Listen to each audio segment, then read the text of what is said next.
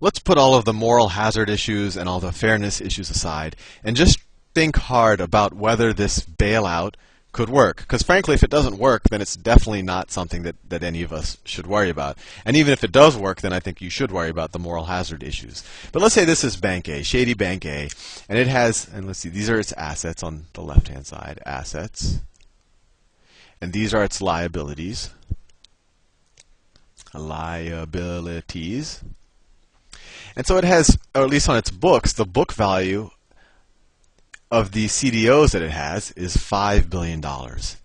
And what the government is saying is that, like right now, Bank B has lent Bank A this loan, right? Bank B has given them $8 billion that maybe has to be paid back next month.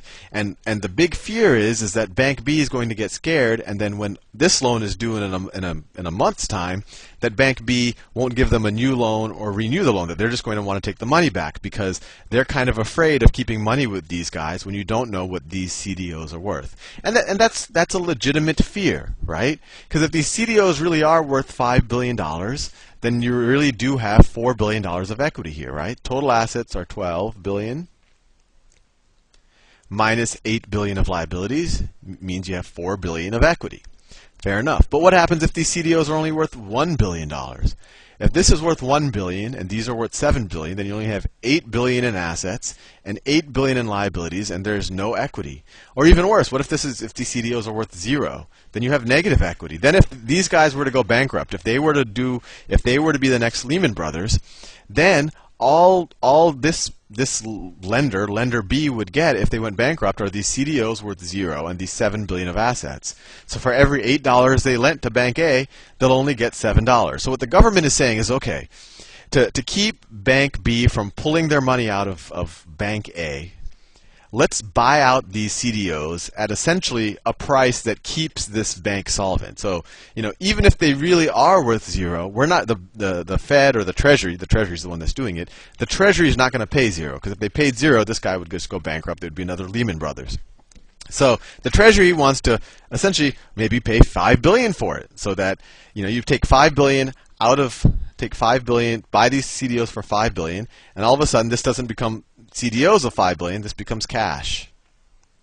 And their argument is if you were to do this, no matter how unfair it might be, because this is essentially a check of $5 billion if you assume the CDO is worthless. This is essentially a check that's being written to the equity holders and the unsecured debt holders of this bank. But let's assume that, let's put all of that aside, and let's assume that this works. That this now Bank B will say, oh boy, I don't have to worry about those CDOs anymore. Those CDOs have been turned into cash. This company definitely has positive book value, and therefore I will continue to lend to this company. But it isn't that simple, because right behind these CDOs there are other assets on this book, on most banks' books. So these were the subprime CDOs, the stinkiest of the stinky. Then you have other things that are a little bit less risky. They're Alt-A CDOs.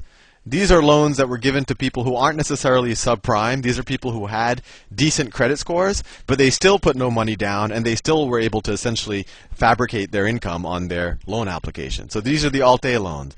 And then above that, and these might be Alt-A CDOs, so they've been sliced and diced, so some tranches are more risky, some tranches are less risky. Above that, you might have, commercial real estate CDOs. So I'll call that commercial real estate CDOs. And then above that, you might have commercial loans, just to regular companies. Commercial loans. Or even better, these could be loans to private equity. Actually, that's even better. Let's put some private equity loans in there, because I wanted to show you that this isn't the only stinky thing on the balance sheet, these CDOs. That this is just the stinkiest of them all. A good way to think about it is, if you have a dead skunk in your house, you won't notice that the milk is going bad. Right? And that is the situation. These CDOs, they seem really bad now, but you know what? 6 months ago, or even a year ago, 6 months ago, these CDOs looked a lot like, these subprime CDOs look a lot like these Alt-A CDOs are starting to look. And the way these Alt-A CDOs looked 6 months ago is how a lot of these commercial real estate CDOs are starting to look right now. So this is just the tip of the iceberg, these CDOs. So you have an issue here.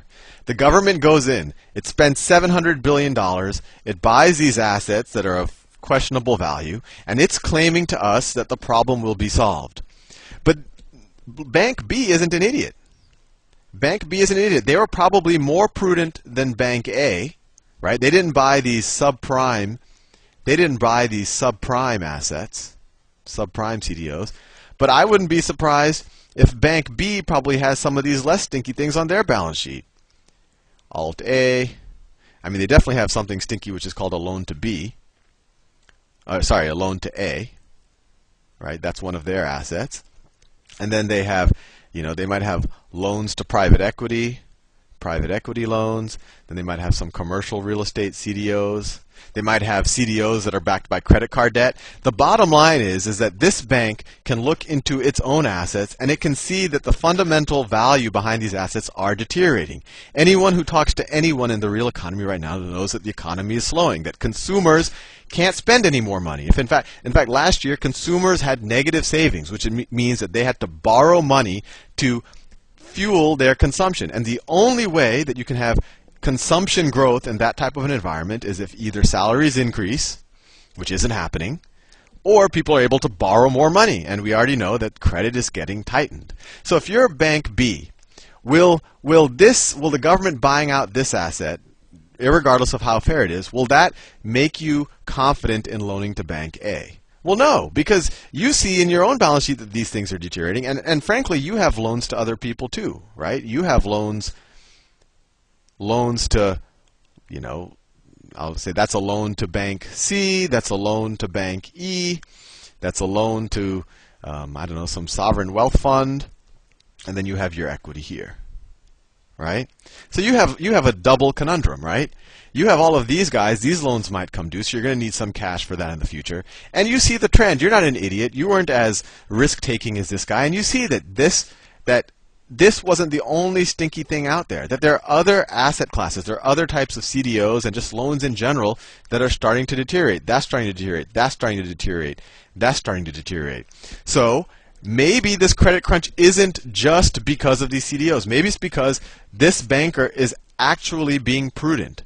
Maybe this banker is actually saying, you know what? I need to be careful. I see the left-hand side of my balance sheet deteriorating.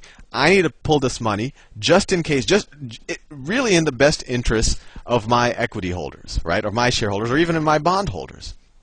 So even on this first cut, even if there wasn't all of this controversy, and even if George Bush didn't go up and do a primetime speech telling us that we're about to reach financial Armageddon, if I was a prudent banker, I would still be wary of loaning to Bank A, even if the government were able to pull this buyout. Now, on top of that, I work in the financial industry. Bankers who are prudent, they see reality. They see things are deteriorating, so they want to be cautious. But frankly, when Bush and Paulson and Bernanke go up on TV and tell the world that you have to pass this bill, and if not, we're essentially on, they use words like precipice. These are the real precipice. And they use financial Armageddon. I don't know if that's either their words or some of the other words that I've heard out there. Financial Armageddon, and days away from the precipice. So my question is to you, regardless of whether the government buys this out, is this type of language going to instill any type of sense of confidence in Bank B? If I'm the chairman or if I'm the CEO of Bank B, I'm like, you know what? I thought things were bad, and that's why I was trying to, instead of charge 2% for a loan, I was going to charge 6% for a loan. But now the President of the United States, the Treasury Secretary, and the Chairman of the Federal Reserve have frankly used language that no elected or unelected official has ever used before. Days away from financial Armageddon, we're on the precipice. Hell, I'm definitely not going to lend money now. I don't care even if they do. Even if they do buy assets. And then I'm going to throw another monkey wrench into the picture. The plan calls for a reverse mortgage, a reverse auction, where essentially the Fed says, hey everybody, I have $1 billion. Who wants to sell me their mortgages for the lowest price? Well, guess what? The people who are willing to sell their mortgages for their CDOs for the lowest price are probably the most desperate out there. And if anyone participates in those auctions and sells at a discount, those are the people that are going to be on my red flag list. Those are the banks that I'm going to be the least likely to lend to, because I knew that they were desperate, that they were just covering up their balance sheet as long as they could. They were waiting for the government bailout. And if they're willing to take the government bailout, those are the very banks that I don't want to lend to.